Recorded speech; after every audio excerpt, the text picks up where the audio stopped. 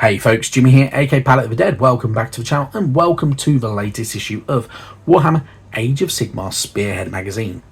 Now, as per usual with all these videos, if you like them, obviously give the video a thumbs up. If you haven't already, why not go and hit that subscribe button? And last, but by no means least, why not drop a comment down below as well? One, goes a massive way to helping out the channel, and two, I really do love hearing back from you guys, whether you're just stopping by to say hello, whether you, I don't know, you want to just comment on what faction's your favourite, or what mini's your favourite, or colour scheme, or anything like that. It's all super cool, it's all super helpful to the channel, and I really do love having interactions with you guys as well. So, yeah, your choice, but super welcome, super appreciated. Anyway, this week, obviously, we are on issue number 21 of good old Spearhead magazine. It is part 2 of our Saurus Oldblood on Carnosaur. This sprue gives us the bits that we need to make it into the Troglodon. So you got that acid spit, you've got the sail and the other tail part for it. You've also got the bits to make the saddle seat thing for your good old Saurus Oldblood. You can also make a skink on his own if you wanted to as well with this. So you've got a few little optional bits and pieces of how to make the other parts, but you may find that you have a few extras. So you may have a few little bits and pieces like that one there, for instance, might be an extra when you finish making it. You can utilize those later on in different places, so you can use them as parts of base decoration, like the fallen off some Saurus or something like that, and do that type of thing if you wanted to. So yeah, it's pretty cool, pretty fun, and yeah, it's a good way of kind of tailoring everything to more to yourself. So when you're not just using 3D printed plants or the Citadel plants and static grass and all that type of stuff. Anyway, going into this week's issue, we are first greeted by Stormcast Eternals, because we've not had enough information about them yet. So, we get information about the Paladin Conclaves. So the Paladin Conclaves are the most brutal and direct of the Stormcast Eternals. These warriors can always be found where the fighting is thickest, hammering their way through enemy formations in Sigmar's name. The Stormcast of the Paladin Conclaves are among the most elite of their kind. They are armoured in heavy warplate and armed with weapons that thrum with the untamed power of the storm. In battle, they are bulwark and hammer both, a living testament to Sigmar's tenacity and fury. So, for instance, the Paladin Conclaves include things like the Annihilators, which were did they come out last time around? I can't even remember. I think they might have been with the good old Destruction set. So they are very heavy plate armour. They look pretty cool, and yeah, they're really good fun. And there are, you know, that's the main bulk of it, really, to be honest, in all honesty. So you can get the Paladin, the Annihilators, if you wanted to add to your Stormcast Eternals, if you want that heavy infantry. They generally turn up in threes, carry these big meteoric grand hammers and stuff like that, or they can carry a single hammer with a shield, and they look pretty badass as well. So, and you can tell they're a bit more tanky because of their massive armour. So, pretty cool stuff. Moving on from there, we get a bit more information about the Seraphon, and this time it's all to do with the Saurus. The Saurus are the warrior caste of the Seraphon. Taller, stronger, and more vicious than their human counterparts, a Saurus is the perfect soldier. They combine discipline with animal savagery. The Saurus are created for war in the great spawning pools at the heart of Seraphon temples, ships, and cities. They are ready to fight from their very first moments of their life, and utterly loyal to the Slan. Saurus warriors enhance their natural gifts with celestite weapons, shields, and monstrous mounts, and form the better part of most Seraphon war hosts. So obviously we already know a bit about Saurus because we have Saurus warriors. So the Saurus warriors are the tougher and the kind of the less expendable but bulkier, heavier hitting version of the good old Seraphon. So if you think about it, like the skinks would be your clan rats, if you're comparing them to Skaven. The Saurus are more like the good old, more like the storm vermin. And then you've got obviously the Crocscores, which are a bit more like the rat ogres, and so on and so on. So you got different tiers of kind of how heavy you're striking and their kind of heavy infantry styles and all that type of stuff. So pretty cool, and they're pretty good fun as well. So yeah, good stuff.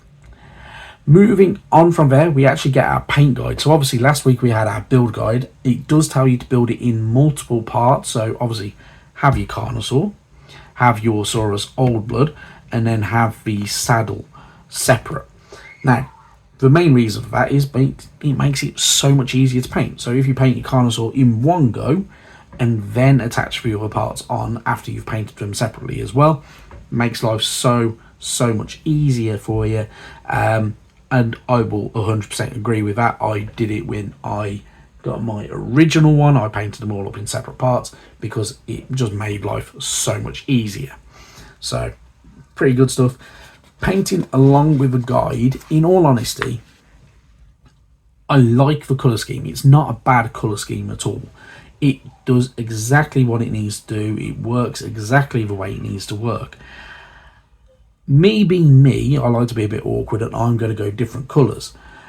However, the techniques that it's being shown here are, yeah, they're very good. Personally, instead of brush painting your different sub-assemblies, spray paint is your best friend. It gives you a nice even coat, and I will say that pretty much any time and every time with pretty much any mini. Spray paint is your friend and a very valuable and very good tool to utilize when the time is right. So obviously spraying a little tiny dot on something, no good for that, but you know, undercoating everything is absolutely perfect. So anyway, enough rambling on about spray paints as per usual, because I do like to ramble about spray paints. Carrying on with painting, very straightforward. Corax White, yeah, I kind of agree with it. Personally, I like the idea of utilising Viagrax Earthshade, then use Wraithbone to get all that little bits underneath, and then dry brush over some Corax White or something like that over the top of it maybe. Or if you want to go darker, use Xandri Dust and then dry brush over Wraithbone. I'm going to be awkward. I'm going to go different colour scheme for that because I already have one that's that kind of reddy brown colour. So I'm going to go green this time round. That's what I've decided anyway. But yeah, pretty cool. When you've done, in all honesty, it's going to look like a pretty badass dinosaur chappy. And then obviously you got your little different bits and pieces as well. When you're kind of going through all of this, in all honesty, the idea behind it is you're not really attaching everything straight away because your saddle is going to be separate, because there are paints that we're going to probably utilise on that have not arrived yet. So things like your Mechanica Standard Grey, that type of thing, because the idea is it's meant to be stone. However, if you just want to skip ahead, I don't blame you. Get yourself some, for best way I would describe it, Mechanica Standard Grey, get Dawnstone and Administratum Grey or Grey Seer. I then would, instead of painting up all that gold detail to begin with, I would Mechanica Standard Grey, dry brush over Dawnstone, then a lighter dry brush or edge highlight if you wanted to with your Grey Seer or Administratum Grey. Either way, it will speed things up a lot better for you and it will make it really good. And then go for all your detail bits, so like your golds and everything like that and your shades over the top. So that's my way of doing it, but entirely up to you if you want to go for that route. So yeah, completely your choice. Moving on from there, we're going to get more stuff to do with the basic rules, so all to do with healing units. So you will find that you will have certain war scrolls that may have regeneration, for instance, so you can heal D3 unit wounds on this unit and stuff like that. So you'll obviously roll a D6, and whether it's a 1 or a 2, it's 1 value and all that type of stuff.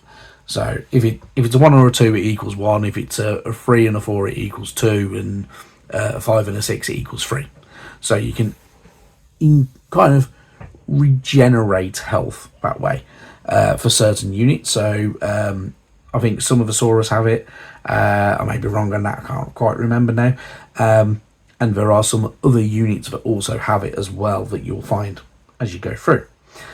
Then you've got things like Regrowth that has its own hero ability. So there are different ways of doing it. So there are obviously keeping an eye on your war scrolls of how to utilise these abilities works very, very well. So it's not too bad. As your healing units, so for instance, if you have a unit of, say, like the Kurnoth Hunters, they may be able to kind of regrowth utilising the Branch Witch to bring a unit back. So if 1/3 of them dies and is killed and removed from the battlefield, Regrowth might be able to bring it back and stuff like that, or they might be able to just get healed up over time so they can fight even longer and harder.